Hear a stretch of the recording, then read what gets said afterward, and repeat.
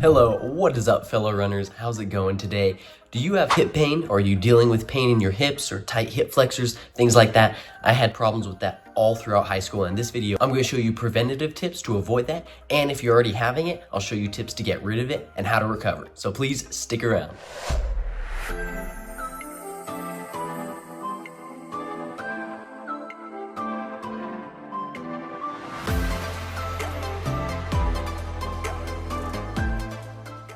Okay, so throughout my entire high school career, I had lots of injuries. I had a stress fracture my freshman year of high school. So basically my freshman cross-country season basically didn't exist. I raced 2 races, fractured the 5th metatarsal. Took me about 4 months to recover from that.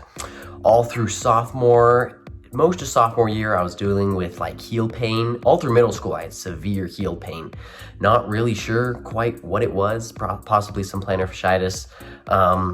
But then my junior and senior year of high school, the main thing was my hips. And I would finish races and basically just be limping because my hip hurt so bad. It just felt like it was like the bone or something was just being ripped apart. I don't know. Well, then I didn't know what it was. I know what it is now. So I went to a sports med doctor and they did an x-ray, they did an ultrasound. What they came down to figure out, I had apophysitis. Now, I know that sounds really bad, and yes, it can be if it's untreated, but let me describe it a little bit to you. So, just pop a picture on the screen, the anatomy of your hip. So basically, you've got the iliac crest right at the top. And the difficult thing is I would go to doctors and physical therapists, I would tell them that it's like hurting right on the bone, and like it wasn't really the muscles around it or the tendon, it was like right on that bone, right in the pointy bone on your hip, which is called the anterior superior iliac spine. For all you sports med nerds out there, you know what that is. But basically just that pointy bone on the front of your hip, and every workout just hurt so bad. And so finally went to a sports med doctor, shout out Dr. Miner, amazing at Spark Sports Medicine down in Tucson, Arizona. Basically, he was the one who figured out that it was apophysitis. So basically, you've got muscles that go in and attach in right on those places on your hip. So you've got some that go onto the iliac spine, you've got some that attach to the anterior superior iliac crest, you've also got, I think it's the posterior superior iliac spine. I'll show you a picture of the anatomy on the screen here, but basically you've got muscles that are going into those, and if you have muscle imbalances, some of those muscles can be tugging on those attachment sites on the bones more than others. So basically, due to my muscular imbalance, as a runner, you always have strong quads. You always have strong quads and calves. That's just the reality of being a runner. But some of the things that are weak are your hamstrings and your glutes, and due to that muscle imbalance, basically the muscles in the front of my kind of hip flexors were really tight. They were pulling on that anterior superior iliac spine and the iliac crest. Actually, there's a growth plate that goes right through there. And I am kind of a late bloomer, so doctor says I'm still growing. Basically, that growth plate hadn't fused yet. And so because of that, the tight muscles were basically pulling the bone apart. Like if I hadn't got treated, it basically would have turned into a fracture. So basically we caught it, like he said, probably a couple more weeks of running, and it probably would have developed into a hairline fracture and gotten even worse. And if you look up surgeries, what they have to do, they basically have to put a screw into your pelvis to hold it back together. So luckily I avoided that. But there's one thing that completely just helped me so much. And I'm gonna show you this one stretch basically saved my high school running career. Okay, so I'm gonna demonstrate the stretch for you. This is a stretch. What's gonna do is you're gonna stretch your hip flexors. Now, a lot of times with apophysitis, people have really tight hip flexors. Basically what we wanna do is loosen those, we wanna relax those, and then you wanna work on strengthening your hamstrings and the glutes. So let me demonstrate the stretch for you real quick. Okay, so what you're gonna do, you're gonna get on your knees, you're gonna put one leg in front. You want your shin right here to be completely straight. Now, what we're gonna do, remember, we're focusing on the hip flexor. So let me switch so you can see. Let's stretch this hip flexor right here. So what we're gonna do, we're gonna keep this one straight.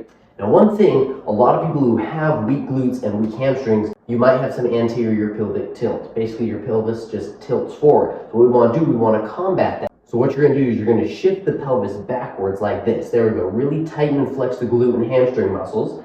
Then you're gonna feel kind of a stretch right here. And what you're gonna do is you're just gonna keep this pose, keep your posture up, you're gonna lean forward, really feel it in those hip flexors, okay? Now what you're gonna do, you're gonna hold this for about 20 to 30 seconds. Just hold it just like this. Perfect. Now eventually you're gonna get to the point or this stretch, you've loosened your hip flexors enough that you're gonna want a little bit more of a stretch. So one thing that I've done sometimes is once you do this for a little bit, keep working your way forward, you could put your hands down on the ground here. But what this does is it does alleviate, you don't feel as much of a stretch sometimes, so really kind of push into it. And what this is going to do is it's going to flex both of your hip flexors. You're really going to feel it. Just hold this again, and you're going to come back. Now that you've done this, your hip flexors are quite relaxed. Now what I do is I'm going to stress the hamstrings. It's tight hamstrings, tight hip flexors. You're just, one thing with apophysitis is you're just tight everywhere in this region. So what we want to really do is loosen that up. So once I do this stretch, I'm going to do this for about 30 seconds on each side, just like this. I'll show it on the other side. Perfect. Remember, watch that pelvic tilt. Make sure it's tilted backwards. Kind of think of it like a bowl of water. You know, you want to balance it right up top, just like that. There you go. Keep it tilted backwards. Lean forward, stretch. Feel that hip flexor stretch. And if you do have apophysitis, this might be extremely painful. It kind of was for me. So take it very slow and light, especially if that growth plate is still open. Your tendons and muscles there are going to be very tender, so do be careful. And I do suggest seeing a medical professional or a sports med doctor if you do seem to be having any of the symptoms that possibly could be apophysitis. Because I went to a sports med doctor, changed everything for me. They are so knowledgeable. Okay, but next we're going to move on to the next stretch. So now that you've got the hip flexors, you're just going to sit back. Now this just depends on the flexibility of your hamstrings, but you're going to sit back. Remember, take it slow. Your hamstrings are really tight. What you're going to do, you're going to put your hands down and just slowly walk your fingers up till you feel a stretch. Don't go any further. Just hold it there for about 15 seconds.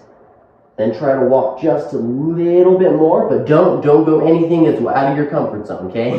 We're just getting a nice stretch in the back of the hamstrings there.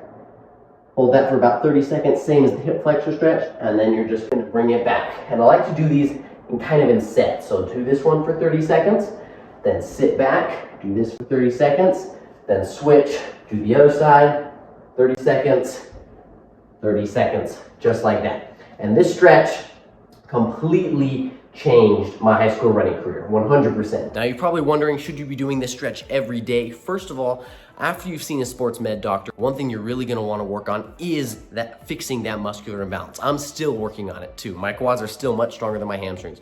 We're natural, we're runners. We're not as strong in that backside, especially side to side, especially like clamshell exercises, things like that to work on strengthening the muscles on the sides of your legs and also on the interior of your quads and hamstrings can also definitely help. But doing this stretch about 3 times a week, just with your normal stretching routine, start to add it in there. As a runner, you should definitely be stretching and rolling out already on your own. So just add this into your routine. But once again, can't say this enough, if you are experiencing any symptoms of apophysitis or just pain and tenderness in that area, especially if you're not fully grown, especially, you know, teenage boys, age 15 through 18, even 14 through 19, that age area, definitely go get yourself checked out at a sports med doctor. They are phenomenal, seriously. You can go in, kind of voice your issues. They'll do a whole bunch of tests, mobility tests with you, and they'll be able to figure out what's wrong and get you on a path towards recovery so that you can be running and training at the level that you want to be. Okay, so thank you so much for sticking around to the end of this video. Hope this gave you some insightful advice on combating apophysitis or just hip-related pain as a high school or early college athlete. Please consider hitting that subscribe button. That's really the best way you can help support me and grow on this channel. One thing, if you've never met me before, my name's Nathan. I'm training to walk on to the Brigham Young University track team, and this is the channel where I vlog that journey for you so that you can know that it's possible and you can do anything you put your mind to. So please hit that subscribe button, join me on my D1 dream, and good luck with your running or your high school cross country season. Go ahead, comment down below what races you're excited to be racing this season, okay? And run safe and have fun.